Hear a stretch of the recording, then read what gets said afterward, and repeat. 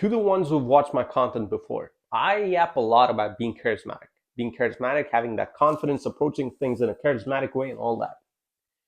But you also have to know where you have to just shut up.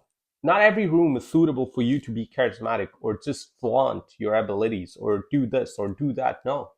There are rooms available which you have to enter in, which do not require you to yap a lot or to just listen. If you enter into rooms which you have to, where people are more credible, who have achieved more, who are at a whole different echelon, one, you have to portray yourself in a proper manner, right? You have to introduce yourself to those people in a proper way, which we're going to be talking about in the near future in detail. But for now, one thing you have to remember, that time frame where you spend time with people who are more credible than you need to shut up. All right? You need to introduce yourself. They need to know who you are. That's it. An overview.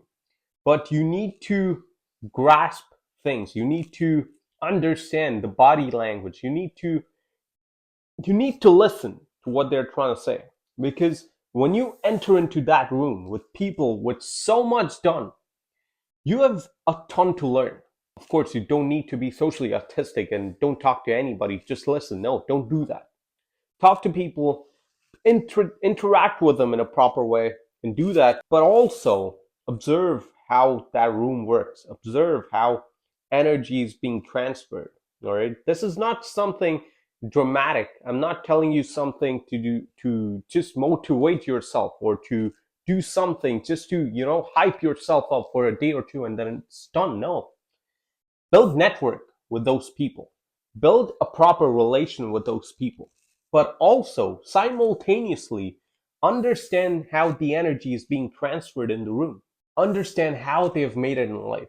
Understand how their principles in life work. What are their principles? What's their routine? Ask questions. And remember one thing. And I was told to remember this as well.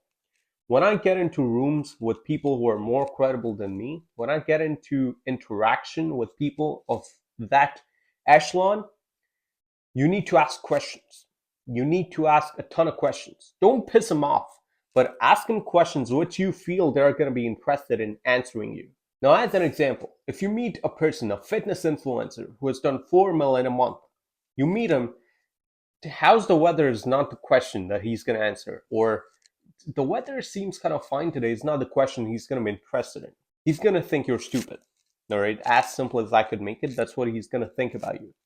But if you ask him, what's the demographic in the fitness industry that you think you could set up a business in the most profitable way? Which demographic do you believe is the one who's willing the most to pay for a fitness coach? Something like that, whatever you're interested in. If you meet people of your industry which you want to get in, talk to them in a way, ask them questions which are credible, which are valuable, which would give you value when you go back home.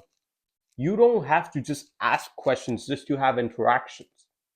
That's of no use. You get into those rooms just so you understand them and they get to learn something from you. And mind you, they will learn something from you.